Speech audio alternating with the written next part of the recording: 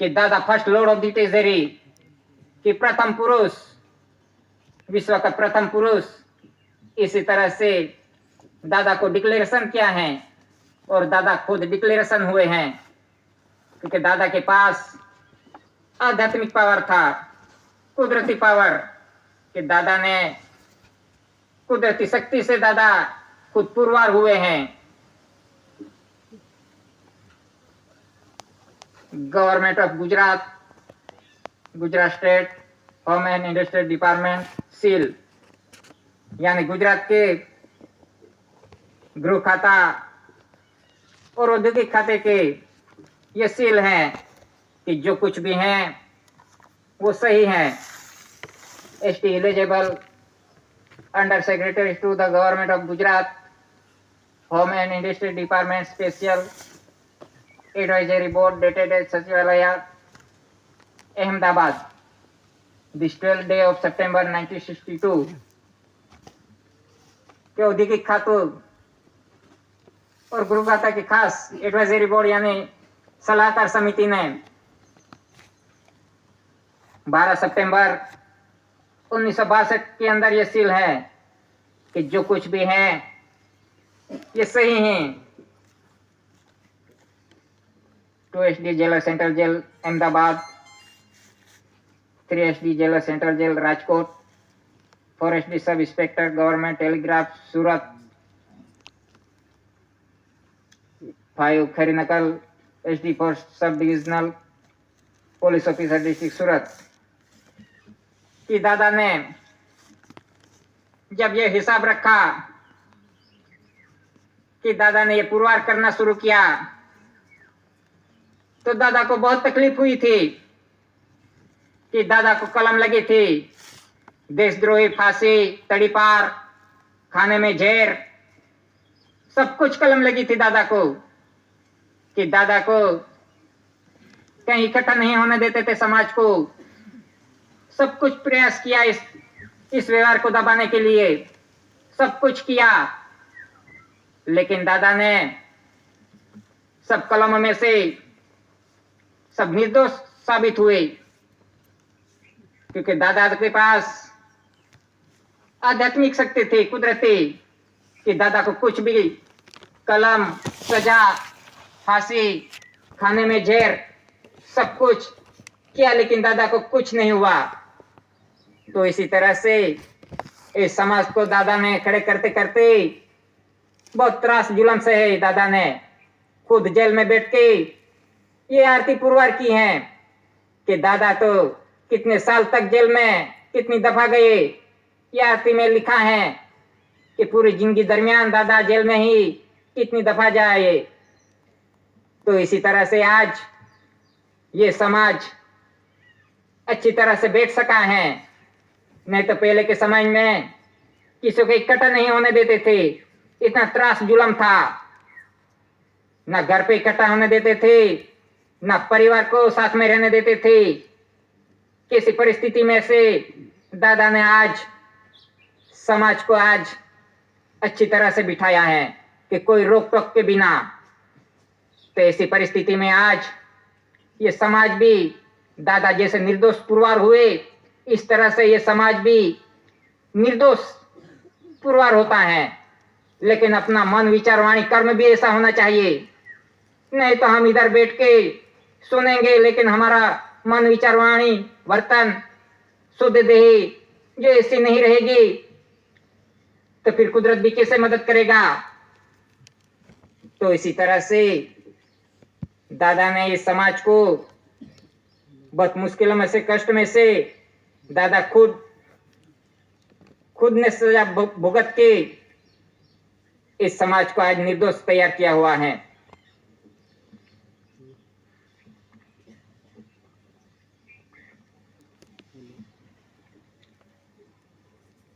कि विश्व एक, चलाने वाला एक, पिलाने वाला एक, खिलाने वाला एक, हरदम साथ रहने वाला, जो भी कुछ कुदरती हैं पंच महाभूतों, सूर्य, चंद्र, पवन, पानी, धरती माता, कर्ण, कंसरी, की विश्व को चलाने वाला एक ही हैं कि सृजनहार पिता ने किसी को भेदभाव नहीं किया। किसी भी मनुष्य को हो या पशु पंखी ढोढ़ा का कुछ भी सृष्टि पे जो भी जीव हैं, उनके लिए सृजनहार पिता ने किसी को भेदभाव नहीं किया। सबको प्रकाश देता है सूर्य पिता, वो सबको एक ही तरह प्रकाश देता है कि किसी को कम दिया ऐसा नहीं। सर्व जीव एक है। सूर्य चंद्र पवन पानी कणी, ये पवन है, वो भी सबको एक ही तरह देता है। तो किसी को नहीं दिया और किसी को दिया ऐसा नहीं। सृजनहार पिता ने तो सब जीवों के लिए एक ही तरह दिया, तो कोई भेदभाव नहीं किया। इसी तरह से कणी हो, धरती माता हो, जो कुछ भी पंच महाभूतों हैं, वो तो सृजनहार पिता ने सबको एक ही दिया, क्योंकि वो ही चलाते हैं पूरे विश्व को। उनके बिना विश्व हिल भी नहीं सकता। तो इसी तरह से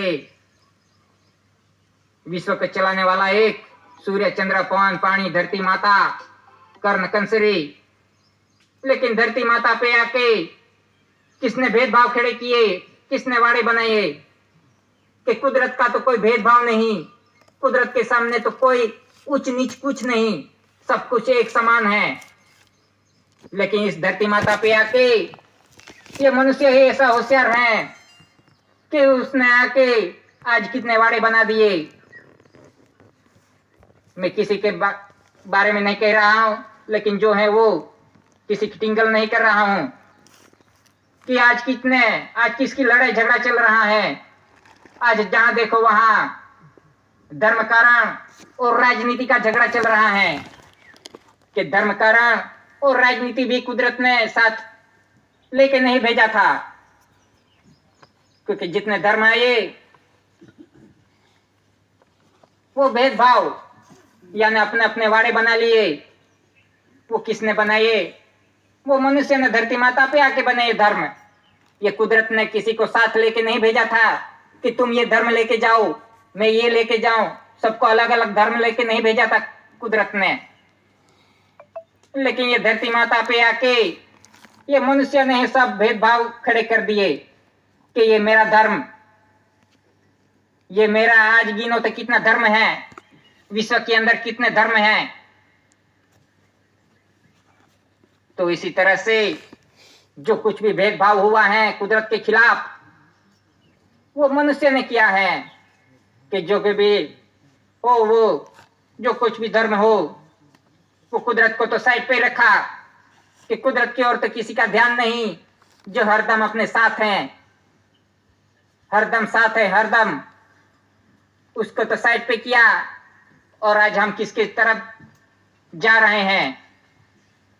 तो इसी तरह से हमें ये देखना चाहिए कि हमें कौन पिलाता है, खिलाता है, हवा देता है, खाना देता है, कौन हरदम साथ है, वो देख के उसकी प्रार्थना करनी चाहिए। नहीं तो हम तो उसकी प्रार्थना तो भूल गए। जो हरदम अपने साथ हैं उनको तो भूल ही गए, और आज हम किसकी प्रार्थना कर रहे हैं? तो इसी तरह से ये देख के, ये कुदरती व्यवहार देख के हमें चलना चाहिए और उनकी आरती करनी चाहिए कि विश्व के अंदर हमें दो तरह की कणी दिखती हैं, एक पवन पानी की कणी और एक श्वास बिंदु की कणी। कि जो हम धरती माता पे जो खेल करके जो दाने डालते हैं कि धरती माता के ऊपर, तो वो जब बीज डालते हैं तब उस बीज को ऐसे डाला, लेकिन वो अंकुरित कैसे होते हैं? ऐसे डाल दिया, ऐसे ऐसे तो नहीं अंकुरित हो जाएंगे। लेकिन जब तक ये धान्य कणी पे पवन पानी का जो मिलन नहीं होगा, तब तक बीज अंकुरित भी नहीं होंगे।